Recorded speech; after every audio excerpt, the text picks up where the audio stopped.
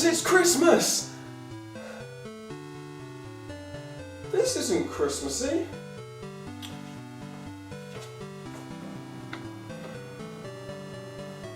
This isn't Christmassy either. It's just a room.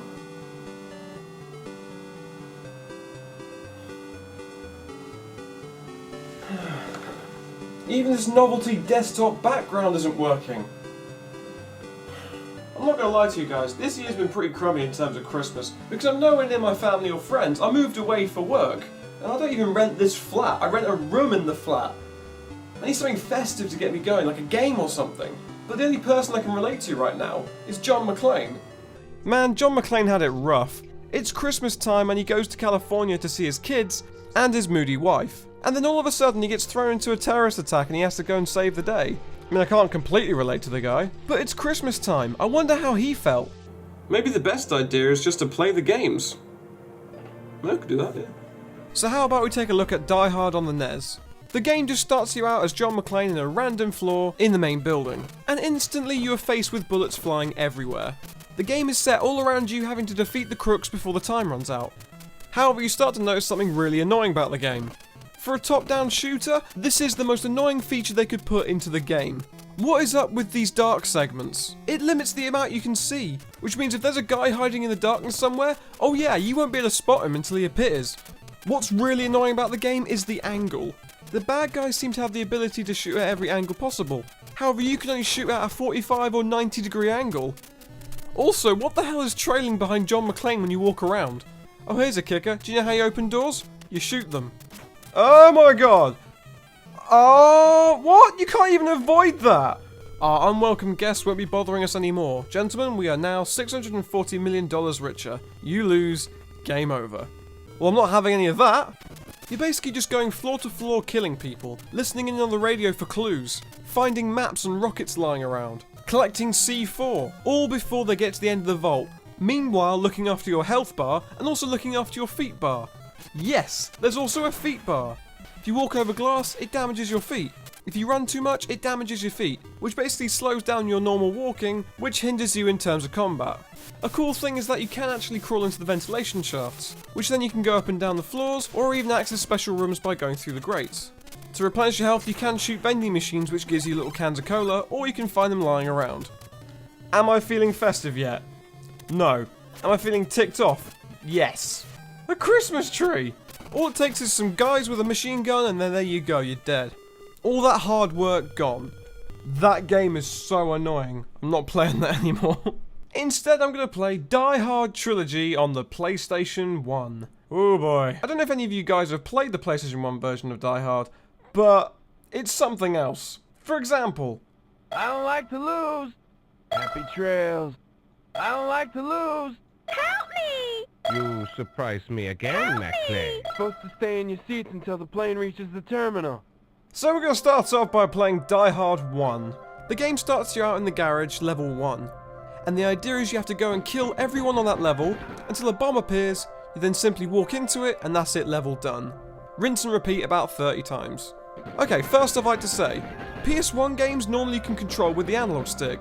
For some unknown reason you can't control it with the analog stick, you can only control it with the D-pad, which means it wears on your thumbs, and also is incredibly awkward to move around. You can side shuffle, or you can side roll. One thing I will say about this game is that it's incredibly easy. Easy in terms you can face 7 guys at a time, take a load of bullets, and then still carry on walking straight afterwards. The graphics look awful. PlayStation 1 games can look brilliant, but for some reason here they didn't get the memo. Also, have you noticed a pattern from the last game? Yeah, they've got dark segments on this game as well. I guess you can say that's because of the limitations of the PS1, but come on. John McClane can clearly see further than that. Another part of the game is you have to find hostages. Oh, oops, I just shot the hostage. My bad. The annoying thing about this game is that you can't progress until you kill every single person. Okay, the bomb's been activated. I'm at the elevator door. Where is it? Oh no, they wouldn't. They wouldn't put it in the elevator in the far back so that you can't get to it unless you remember exactly where it is. And oh my god, they did. Fantastic. Dick move's not even put a bloody checkpoint in, or even a password system. It's just new game or exit. Well, seeming as the only other Die Hard film that's set at Christmas time is Die Hard 2, Die Harder, let's give that one a go. Die Hard 2, set in an airport, is a first-person shooter on rails. Okay, so before I start to say anything bad about this game, it actually is really fun. However, still have to control it with the D-pad. It's fun, it's explosive, it's a first-person shooter on rails. At least the graphics look quite pleasing. I just wish I had one of those guns. Sorry, pal. He's just like, sorry I shot you. You can get different upgrades like a machine gun, or a shotgun that for some reason shoots out rockets. It's fun and it's challenging, but there's not enough meat to make me want to play more. What? Can we just get like a mini flashback to that guy's reaction? Especially playing the game with a D-pad, it really starts to hurt your thumb. Recommendations? Use a gun if it's compatible. Oh yeah, and by the way, if you get a game over... Whoa, game? Isn't that a bit much to take down a freaking jet? Without a doubt, the weirdest... I wouldn't say worst game, but ain't good. Because I'm curious, let's see what Die Hard 3 is like. It's a driving game. Well, the trilogy has got variety, I'll give you that. The main aim of the game is to drive around this taxi, follow the red arrows, and try and find the bombs. But whenever you do find the bombs, whoa boy.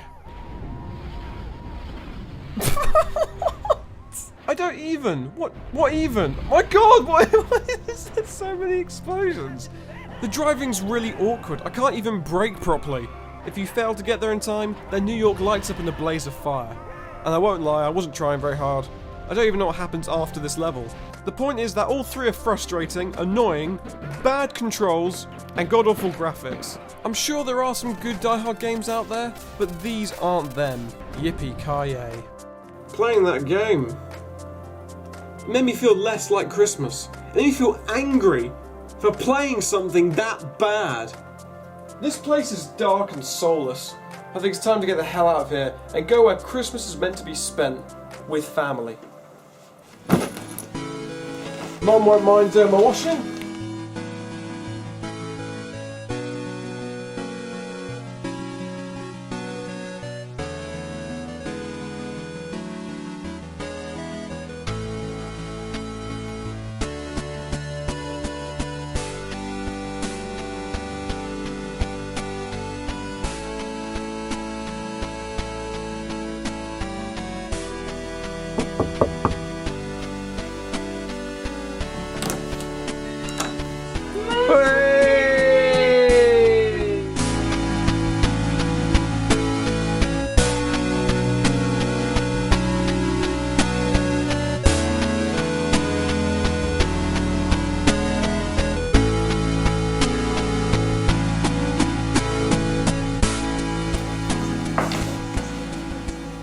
Merry Christmas.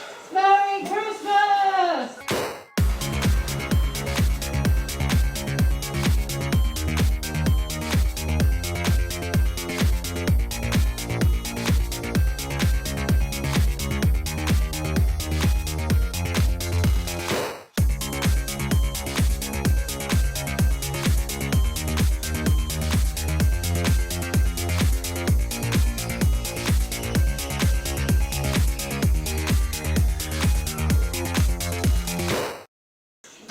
Merry Christmas, Rich Law!